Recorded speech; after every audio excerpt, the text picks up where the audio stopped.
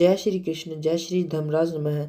जीवन में सभी सुखों को पाकर अंत में स्वर्ग की कामना करने वाले स्त्री पुरुषों को अपने जीवन काल में एक बार धर्मराज की उनकी धर्म बहन पोपाबाई की कहानी अवश्य सुननी चाहिए। तो आज हम धर्मराज व उनकी बहन पोपाबाई की कहानी सुनने के साथ ही अंत में इस कहानी को सुनने का महात्म व उज्म का तरीका भी जानेंगे। धर्मराज के इस मंत्र के साथ हुकारा हुकारा भरते हुए आप ध्यानपूर्वक 1 वर्ष तक नियमित इस कहानी को अवश्य सुने। धर्मराज नमस्तुभ्य नमस्ते यमुना ग्रज पाहि माम किंक सार्थ सूर्य पुत्र नमोस्तुते धर्मराज नमोस्तुभ्यम ची गुप्ता है नमः पुत्रम देहि धन देहि यशो देहि सवरानंद। तो एक गुणावती नाम की ब्राह्मणी थी। वह नियत पूजा पाठ व दान पुण्य किया करती थी। सभी देवों का पूजन करती थी, अतिथि सत्कार करती थी। गांव में उसका बहुत सम्मान था। उसके 4 बेटे बहू व अनेक पुत्र थे। घर में खूब धन था, तभी आपस में मिलजुल कर प्रेम से रहते थे। संक्रांति से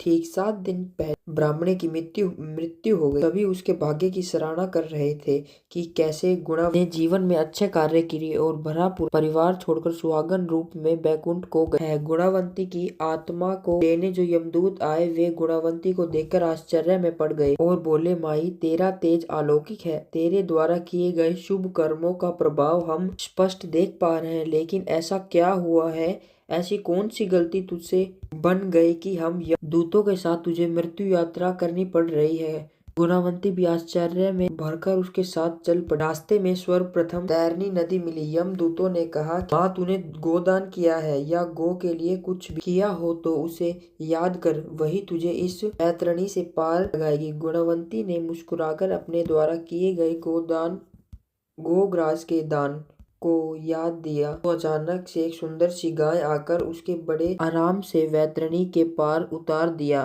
थोड़ा चलते ही गुणावंती को भूख और प्यास सताने लगी तो उसने अपने अन्नदान और जलदान की याद की। ऐसा करते ही उसकी भूख प्यास मिट गई। रास्ते में अलग अलग नरकों के मार्ग आए, जिसमें कहीं कांटे व जंगल, कहीं चिलचिलाती धूप, कहीं कीड़ों का काटना तो कहीं चीलकों का नाचना हो रहा था। जैसे ही गुणावंती को कांटे दिखे, उसने अपने खड़ाऊ चप्पल के दान को धूप बताने लगी तो छाती, कपड़ों के दान को कीड़े काटने लगे तो चींटियों के भोजन को चीलकोए नोचे दिखे तो रात पक्ष की काग बलि को पक्षियों को डाले गए अनाज के दानों को याद किया और बड़ी प्रसन्नता से वह सब नरकों से गुजरकर धर्मराज के महल तक पहुंच गई। महल सोने के सिंहासन पर भगवान नारायण के स्वरूप में धर्मराज धरती के मानवों का न्याय कर रहे थे।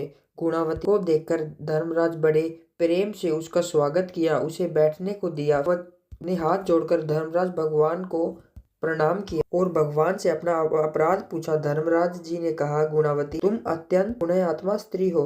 तुमने अपने जीवन काल में तथा पहले के जन्मों से भी पुण्य ही की है, लेकिन तुमने कभी भी मेरी तथा मेरी बहन पोपाबाई की कथा नहीं सुनी। मैं धर्मराज भगवान नारायण का ही स्वरूप हूँ तथा व्यक्ति के धर्म अधर्म का लेखा रखता हूँ। व्यक्ति यदि मेरे प्रति आस्था नहीं रखता, मेरी पूजा आराधना नहीं करता, मेरी बहन पोपाबाई उसे स्वर्ग में जाने का रास्ता नहीं देती है। यह सुनकर गुणावती ने धर्म भगवान से पुनः 7 दिन के लिए धरती पर भेजने हेतु प्रार्थना, ताकि वह धर्मराज व पोपाबाई की कहानी सुनकर उज्मन कर वापस आ सके। पुण्यात्मा गुणावती को धर्मराज ने पुनः धरती पर जाने की आज्ञा दे दी। गुणावती के जीवित होने की खुशी में पूरा गांव खुशी से झूम उठा, लेकिन गुणावती ने उन्हें अपने आने का कारण बताया और हाथों में गेहूं के दाने लेकर सबको धर्मराज व पोपाबाई की कथा सुनाने लगी। पहले दिन की कथा पश्चात उन गेहूं के दानों को लेकर वह सबसे पहले अपनी बड़ी बहू के पास गई। बेटा, यह गेहूं के दाने तिजोरी में रख दे। तो बड़ी बहू बोली, माँ जी अभी मैं काम में लगी हुई हूँ, कहीं भी रख दो। तो गुणावती दूसरी बहू के पास गई। उसने आव देखा न ताबा और गेहूं के कुछ दाने लेकर मुंह में डाल लिए कि माता जी ने गेहूं के दानों में ऐसी क्या विशेषता है? हमारे घर में खूब अनाज भरा पड़ा है, कहीं से भी उठाकर तिजोरी में रख दूंगी। बचे हुए दाने लेकर गुणावती फिर तीसरी बहू के पास गई तो उसने पास ही खड़े अपने भाई को वे गेहूं के दाने दिए और कहा, भाई मुझसे चीजें खो जाती हैं, तू इन्हें सलत में। गुणावती ने छोटी बहू को कुछ बचे हुए गेहूं के दाने ले जाकर दे दिए। उस बहू ने उन गेहूं को दानों को लेकर श्रद्धा भाव से लाल कपड़े में बांधकर तिजोरी में संभाल कर रख दिया। 7वें दिन गुणावती जब उज्म करने बैठी तो उसने धर्मराज तथा पोपा बाई का उज्मन उनके द्वारा ही बताई गई विधि से धूमधाम से किया। कार्यक्रम संपन्न होना के बाद गुणावती ने सभी से कहा कि संसार में सभी सुख और अंत में बैकुंठ को देने वाली यह कथा साल भर सभी को सुननी चाहिए। इस कथा को कहने सुनने हुकारा भरने व विधि पूर्वक उद्यापन करने वाला स्वर्ग पाता है। इन गेहूं के दानों को संभाल कर पूजा घर अथवा तिजोरी में रखे। ऐसा करने से धन धान्य से घर भर जाता है, परिवार में कोई विपदा और बीमारी नहीं आती है।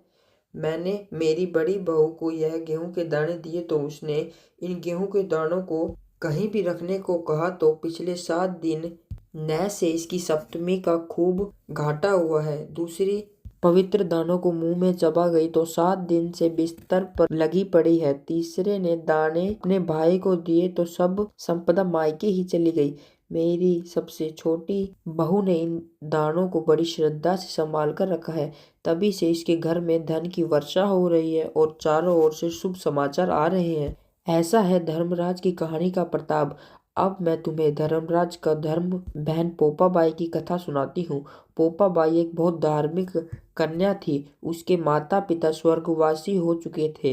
वह अपने भाई भाभी के साथ रहती थी और एक दिन पोपाबाई ने अपने भाई ने अपनी पत्नी से कहा, यह पोपाबाई सारा दिन पूजा पाठ में लगी रहती है, इसको घर का काम सिखाओ, इसे पराया घर जाना है। ऐसा ही चलता रहा तो इससे कौन विवाह करेगा। तो भाभी ने पोपाबाई को समझाया कि घर का काम सीखो ताकि तुम्हारा शीघ्र विवाह हो जाए। यह सुनकर पोपाबाई ने कहा, भाभी मैंने तो पहले ही मन भगवान विष्णु को ही अपना पति मान लिया है, मैं अब किसी और से विवाह नहीं कर सकती। मुझे गांव के बाहर एक झोपड़ी डाल दो, मैं गांव के लोगों की गायें चरा लाया करूंगी, मांग कर कुछ भी खा लूंगी, बस भगवान से सिवा आज के बाद किसी पर पुरुष का मुख नहीं देखूंगी। अब पोपाबाई इसी प्रकार जीवन यापन करने लगी।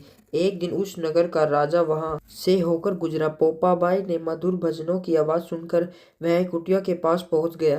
पोपाबाई ने कहा, कौन हो रगीर, चले जाओ, मैं पराये पुरुषों का मुख नहीं देखती। लेकिन अहंकारी राजा ने दरवाजा तोड़ दिया और जबरदस्ती पोपाबाई को उठाकर महलों में ले गया। रानियों ने पोपाबाई की छाती पहले ही सुन रखी थी। वे घबराकर राजा से बोली, यह पवित्र पोपाबाई है, इसे अभी छोड़ आए, नहीं तो हमारा राज्य नष्ट हो जाएगा।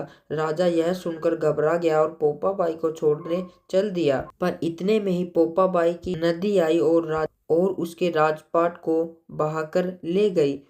पर पुरुष के दर्शन से दुखी पोपाबाई ने भी वहीं अपने प्राण त्याग दिए। पोपाबाई का धर्म के प्रति ऐसा समर्पण देखकर धर्मराज ने धर्मपितृ व धर्म परायण स्त्रियों पोपाबाई के दरवाजे से ही स्वर्ग में प्रवेश करती हैं। वे धर्मराज की धर्म की बहन बन गई। तभी से कहते हैं, राजा है पोपाबाई का लेखा, लेगी राई राई का। व्यक्ति के छोटे से छोटे कर्मों पर भी ध्यान पोपाबाई रखती है।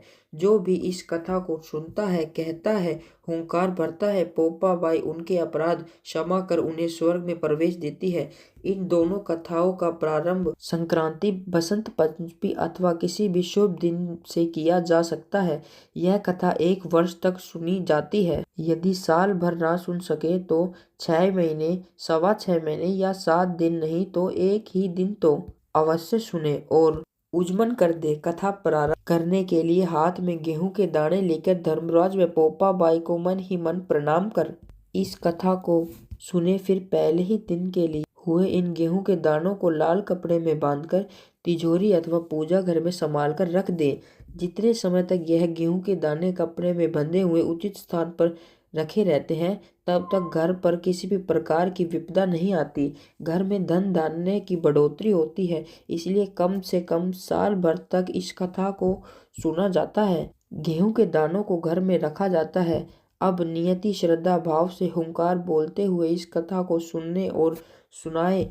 उज्मन में किसी ब्राह्मणों को वस्त्र, कंबल, छाता, टॉर्च, चप्पल, लोहे की धर्मराज की प्रतिमा, सोने का सूरज, चांदी का चंद्रमा, चांदी की नाव, चांदी की सीढ़ी, तांबे का लोटा भोजन कराकर अथवा भोजन के साथ भेंट में यदि यह सामान उपलब्ध न हो सके तो प्रतीक रूप में पैसा भी दिया जा सकता है। ब्राह्मण ना मिले तो किसी भी मंदिर में यह सामग्री धर्मराज भगवान की अमृत करके दान दी जा सकती है। पोपाबाई की कथा का प्रारंभ हाथ में राई लेकर किया जाता है। उजमन के 4 सूखे नारियल, जिन्हें खोपड़ा या गोला भी कहा जाता है, उनको 2 टुकड़ों में तोड़े। इस प्रकार 8 हिस्से बना ले। इन 8 नार्य ब्रकम या सुहागन को अन्यथा किसी मंदिर में दे दे। अक्सर कमेंट में बहुत से प्रश्न उजमन के संबंध में आते हैं। इसके लिए मैं आपको बता दूं कि ईश्वर से कुछ छुपा नहीं है। आप अपनी सामर्थ्य के अनुसार उजमन में चीजें कम भी कर सकते हैं और अगर आपकी सामर्थ्य अच्छी है तो बड़ा भी कर सकते हैं। कथा का फल आपको पूरा भी प्राप्त होगा। ईश्वर भाव देखता है। यदि अधिक है तो खूब दान करे, नहीं है तो श्रद्धा से कथा सुने। बोलिए धर्मराज की जय, पोपाबाई की जय। इस प्रकार इस कथा को कहकर गुणावती सूर्य उत्तरायण होते ही बैकुंठ को गई। कहते को सुनते, हुंकार भरते को इस कथा को सुनने का पुण्य लाभ प्राप्त हो। धन्यवाद। जय श्री कृष्ण।